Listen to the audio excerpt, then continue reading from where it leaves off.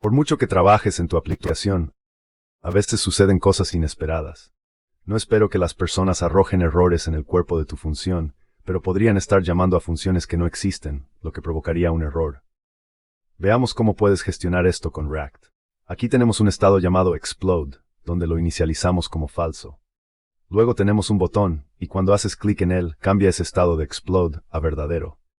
Además, renderizamos un elemento div, donde si el estado explode es verdadero, renderizaremos una bomba, lo que desencadenará este error. Si echamos un vistazo a cómo se ven las cosas ahora, al hacer clic en la bomba, toda nuestra aplicación desaparece. Obtenemos este error no capturado, kaboom, en nuestra consola, y si nos desplazamos un poco hacia abajo, React registra una traza de pila de componentes para que podamos rastrear. Tenemos nuestro componente app que se renderiza aquí, y luego tenemos este elemento div que se renderiza aquí, y luego tenemos este otro div que se renderiza aquí, y finalmente tenemos esta bomba que es la que arrojó el error. Nos da un consejo: considera agregar un límite de error a tu árbol para personalizar el comportamiento de manejo de errores. Eso es exactamente lo que vamos a hacer. Normalmente uso una biblioteca de terceros para esto, pero vamos a construir nuestro propio límite de error. Los límites de error deben ser componentes de clase, y para crear un componente de clase con React, decimos class error boundary extends React component. En el cuerpo de nuestro componente de clase React, vamos a necesitar un método render, y esto es lo que se va a renderizar. Es básicamente lo mismo que el cuerpo de nuestros componentes de función regulares. Aquí, no vamos a renderizar nada especial con este error boundary. Simplemente vamos a devolver this.props.children, por lo que los elementos de React que devolvemos para este error boundary serán los mismos elementos de React que se proporcionan a este error boundary como hijos. Vamos a colocar esos elementos justo aquí dentro de este div.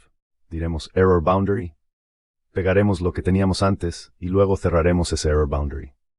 Si guardamos esto, obtenemos una actualización y cuando hago clic en esta bomba, obtenemos el mismo comportamiento que teníamos antes. Ahora hagamos que este error boundary maneje ese error.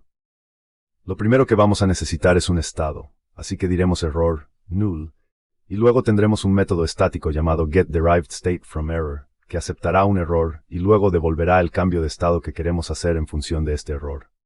Simplemente devolveremos un objeto que tiene una propiedad error que se asignará al error que estamos obteniendo para este método estático. Cuando esto suceda, obtendremos una nueva representación. Obtengamos ese error de nuestro estado, y luego podemos decir que si hay un error, entonces devolveremos un div que diga, oh no. Guardemos eso y cuando hagamos clic en esto, veremos oh no.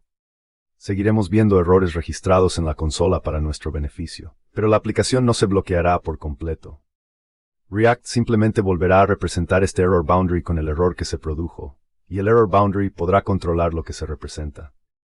Voy a crear un componente de función aquí llamado error fallback, que será mi componente genérico de recuperación de errores para esta aplicación.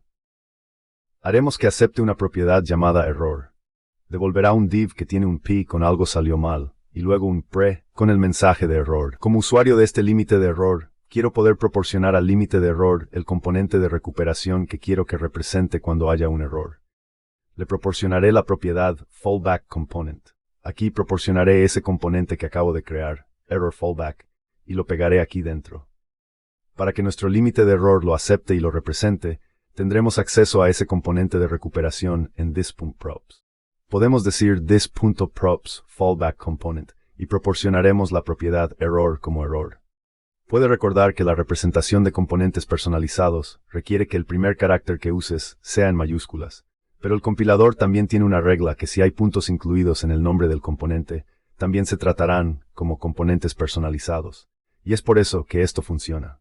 Si guardamos esto, pulsamos el botón y obtenemos algo salió mal. ¡Kaboom! La aplicación sigue funcionando y obtenemos toda la información registrada en la consola también. Como mencioné, nunca uso componentes de clase, ni siquiera para límites de error porque prefiero usar una biblioteca de terceros que incluiré ahora, y se llama React Error Boundary. Con la exportación UMD de React Error Boundary, expone una variable global llamada React Error Boundary y tiene una propiedad llamada Error Boundary. Voy a asignar eso a Error Boundary. Te alegrará saber que no tengo que cambiar ningún código para que esto funcione. Seguirá funcionando, porque básicamente construimos una versión simple del Error Boundary de esta biblioteca. La biblioteca está haciendo un poco más de lo que estamos haciendo aquí, por eso recomiendo que lo hagas. Pero la API es exactamente la misma. Otra cosa que quiero demostrar aquí es que este error boundary se puede representar en cualquier lugar del árbol. La ubicación del error boundary tiene un significado especial. El error boundary puede manejar cualquier error que sea arrojado por sus descendientes. También es importante tener en cuenta que el error boundary va a representar algo en lugar de todos sus descendientes cuando haya un error. Eso significa que, si bien podemos ver la bomba aquí y el resto de nuestra aplicación, si moviéramos este error boundary para abarcar toda nuestra aplicación y guardáramos eso, cuando hagamos clic en este botón, todo el error fallback reemplazará la aplicación completa. Esto puede ser deseable o no, según el caso de uso específico, pero podría ser útil tener un límite de error representado aquí arriba, y luego otros límites de error representados en toda tu aplicación con recuperaciones de errores más específicas.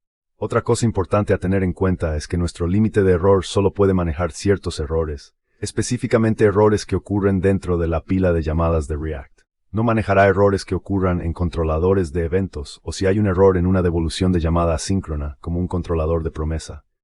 Solo manejará errores que ocurran dentro de una pila de llamadas de React, como el método render o una devolución de llamada useEffect de React.